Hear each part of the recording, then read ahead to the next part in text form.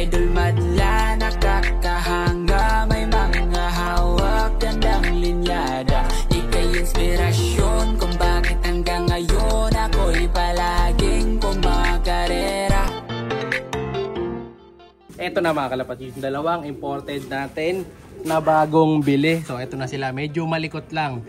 So tatabi muna natin yung isa. Ito muna una kong papakita. Tapos ayun, kita nyo, si Warden Jr., ang hari ng kalangitan. Yan din, oh, umakakit. Ganyan kasiga yung manok na yan mga kalapatid, saan nagpupunta. So ito, pakita ko muna sa inyo isa.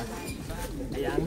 So nag-order nga tayo kasi diba, nung nakaraan, may mga inaw tayo na ibon. So ngayon, ito na yung mga kapalit. Ayan, kumuha ko ng dalawa. So ito, ang line naman nito mga kalapatid is Jansen. So kumuha tayo ng Jansen. Ayan, so ano to? Mga imported na island born. Ayan, kita nyo, ganda ang kinis mga kalapatid. So, yung bagwis niya, ayan. So gusto ko dito, ano siya, semi half cider, no? So sa papangalanan natin to na si Bigote. Ayan, kasi kita nyo pag nakaside, oh, para siyang may bigote. Ayan, kita nyo, ano, diba? So yung bagwis niya dito, so puti siya. Tapos dito sa kabila may pagka parang chessboard eh. Ayan, oh. So isip ko makita pangalan. Ano pangalan natin? Bigote ba? O si Chestnut, no? Pero di ko alam ang gender. Nung binili natin to, ang sabi niya sa akin, Barako, no? So nabili natin to, nasa ano din ng isa mga kalapatid, 5K ang isa. So dalawa binili natin, so 10K, dalawang ibon, no? So 5K imported bird na island born. So ayan, yung bagwis niya patubo yung kabila. So makinis naman na, pero isang ligo pa to sa atin bago natin mapares, no? Pero sabi nung napagkuha na natin, regular naman daw sila nagpupurga doon, no? So alam nyo na yun kung saan bumibili ng mga pure lines na mga island born. Doon natin nabili yan. So yung mata niya pala, ito yung isang mata niya, bulleye ba to? Ano ba to? Parang bulleye na may pagka pearl eye. Ayan, oh. Sa kabila, ganun din. Same lang. Pero hindi naman bulleye na bulleye. Kasi yung talagang ibang bulleye, maitim talaga eh. Ito hindi. Kasi nga pied siya. Kung ganitong kulay, ang tawag dyan is pied mga kalapatid. So at least ito, mga puti nating kulay na ganito, 3 na. Kaso puro barako. So mga barako kasi hanap ko. Kaya barako kinuha natin. So ito yung isa. Ayan. So balik natin. Ito ba yung isa? Ito maganda mga kalapatid. Ano to eh? Dito? Red bar siya na matik-matik eh. Ayan mga kalapatid. Dito tayo. Medyo madilim doon. Ayan. Medyo malikot lang. Ito barako. Medyo ano yung kulay ng mga mata niya, no? Kulay bibe. Ayan, no? Ito niyo ano nung pagka ilong niya mga kalapatid. Kulay bibe. Ayan, no? So marami siyang ano sa mukha. Mga kuntil-kuntil. Ayan, tanggalin natin yung nasa gitna. Parang pwedeng tanggalin yung nasa gitna. Ayan, ay hindi. Ano na talaga. Nakadikit na talaga sa kanya yung lapatids. Oh. Diba? So, wala namang siyang sipon. Talagang kulay ano lang. Kulay orange lang. Kasi kita niyo yung paligid ng mata niya. Oh. Kulay orange din. So sa mata, ano naman siya?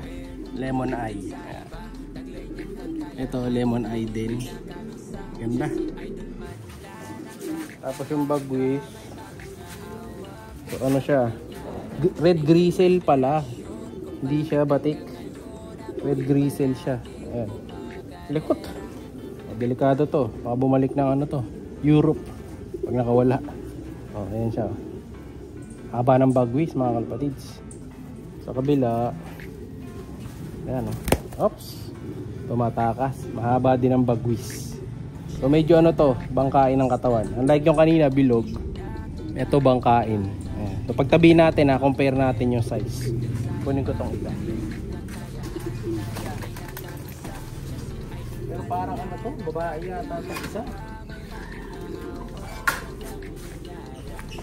Ayan, parang babae yata. Sa tingin nyo. Ganda ng kulay nila mga kalapatids. So ito sila. Base sa size na pagka nakaganito, ang size halos same lang ng size sila mga kalapatids. Pero yun nga ito, medyo bangkain tong isa. Ito bilog. No? So, alin tingin nyo mas maganda dyan? So ring nila, anong ring 20? Ano ba to? Check ko mga kalapatid yung ring. 2023. So US 2023. So, ito yung ring. Ito mo kayo. US 2023 mga kalapatid. Ayan, medyo nag-zoom in eh. Ayan. Pero 2023. Yung isa ba? Halos pareho lang. Ayan, kasi magkaedad daw yung mga to eh. Ayan, by batch sila. So nakita nyo na sa vlog natin yun. Pinuntahan natin dati. Doon natin nakuha to. So pagtatabi na natin sila dito, doon natin tagayin. Dito yung possible hen. Ito yung possible barako. Ayan, so lalagyan na lang natin ng ano, ng divider dito. Ayan, para kung sakali, diyan na sila magpapares. Pero mukhang stress pa, di pa nagpapares mga kalapatids eh. Ito, yung tindigan niya dito, ganyan. Ayan o. Actually ito, yung isa na to, yung katabi natin dito. Ito, nasa ending bird na to mga kalapatids dati. Pina-ending ko na to. Ang problema, yung nanalo sa kanya, hen daw ang gusto niya. So pinamalit sa atin. No? So naiwan ulit sa atin tuloy to. So yan lang sabihin yan. Eh, para sa akin talaga tong shot. Ito naman, debriant naman ang line. So tatlong pure lines to. Ayun, ito pala. Ang line naman nitong pula mga kalapatids is Vandenbroek din. So pareho lang silang Vandenbroek, no? Yan, ito yung isa. No, solid. Same line lang yan mga kalapatids na Vandenbroek. So sakto-sakto naman. Kasi gusto ko talaga mga Vandenbroek. Kasi mga ibon natin talaga dito, mga Vandenbroek eh. Ito yung nandito sa kabila, yung kay Idol Dabar Cards to. Kinukondisyon ko kaya nandyan.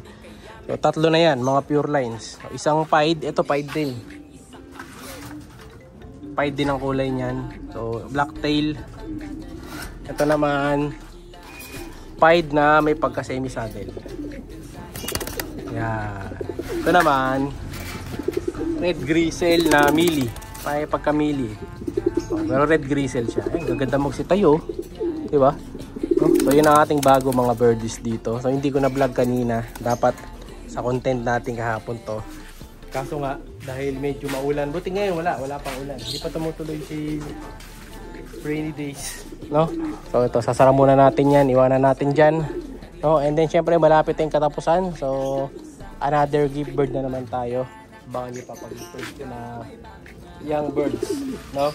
So mayroon ako dito, baka off color ang pag-bird natin, di ba? Sabi ko sa inyo. So abangan nyo yan mga kalapatids. So yun na muna para sa araw na to. So kaya nabili natin 5K equals 10K mga kalapatids. Medyo mahal pero ganun talaga. Kailangan nating mag-upgrade. Bye bye.